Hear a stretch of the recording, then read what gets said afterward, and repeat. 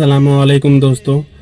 आज 6 मुहर्रम हराम 1447 हिजरी है और 1 मुहर्रम हराम हज़रत उमर फ़ारूक रज़ियल्लाहु ताला अन्हु की मिसाल मुबारक का दिन था और 10 मुहर्रम हमारे प्यारे इमाम हुसैन रज़ियल्लाहु ताला अन्हु की शहादत का दिन है, जो कि हम मनाते हैं। मनाने से मुराद ये नहीं है कि हम डोल गाना बाजा, जैसा कि आप ये डिस्प्ले में देख सकते हैं कि इस तरह से लोग मनाते हैं और एक्चुअल इस्लाम इसी को समझते हैं। मैं कोई इस्लामिक स्कॉलर तो नहीं हूँ, बस एक छोटा सा तालिब इल्म हूँ, स्टूडेंट हूँ।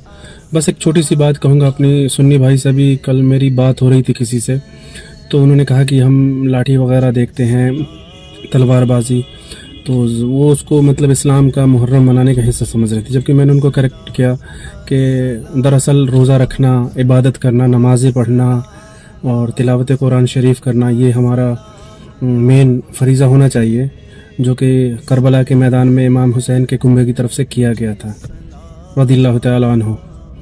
तो हमें उसको फॉलो करना चाहिए।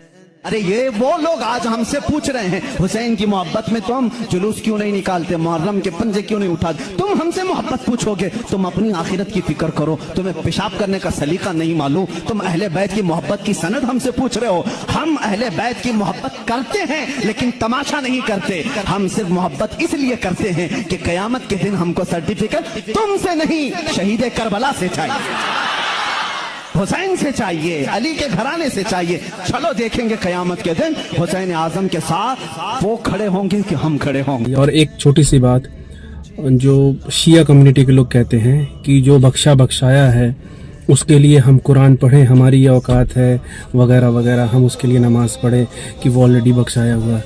तो अरे बेवकूफ़, मैं उनसे छोटी सी बात कहूँगा विथ ड्यू रिस्पेक्ट कि जब हम अपने नबी पाक हज़रत मोहम्मद मुस्तफ़ा सल्लल्लाहु ताला अलैहि वसल्लम का नाम मुबारक लेते हैं तो उसके साथ हम सल्लल्लाहु अलैहि वसल्लम इस्तेमाल करते हैं, तो इसका मतलब क्या होता है? पीस बी अपॉन हिम, यानी कि अल्लाह की उन पर रहमत हो। तो क्या हमारी इतनी औकात है हम मुसलमानों की, हम गुनहगारों की, जो हम अपने नबी के लिए रहमत की दुआ अल्लाह से करें? नहीं, बल्कि एक छोटी सी बात है समझने वाली कि जब एक बादशाह के पास कोई फ़कीर जाता है ना, तो वो जब उसको दुआ देता है कि अल्लाह ताला आपको इज़्ज़त दे, शोहरत दे, दौलत दे, तो उस फ़कीर का मतलब ये नहीं होता है कि वो बादशाह को इज़्ज़त या शोहरत या दौलत चाहिए, बल्कि उसका मुराद ये होता है कि वो फ़कीर जब अगर बादशाह की तारीफ़ करेगा, उसके लिए गुणगान करेगा, तो वो बादशाह खुश होकर उसको नवाजेगा दौलत से और दूसरी चीज़ों से।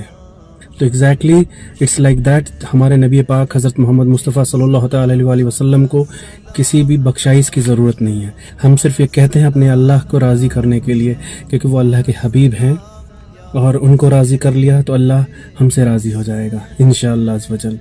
उसी तरह इमाम हुसैन रज़ियल्लाहु ताला अन्हु को अगर राज़ी कर लिया तो हमारे प्यारे का हज़रत मोहम्मद मुस्तफ़ा सल्लल्लाहु अलैहि वसल्लम की बारगाह में हमारी मकबूलियत हो जाएगी, और जब इनकी बारगाह में मकबूलियत हो जाएगी तो फिर अल्लाह पाक हमें बख्श देगा इंशाअल्लाह अज़्ज़ वजल।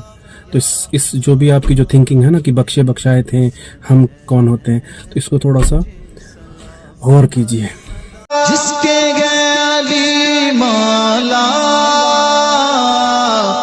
उसके गए नबी मौला, और उसी के नारे गए पंजतन हमारे हैं, और उसी के नारे गए पंजतन हमारे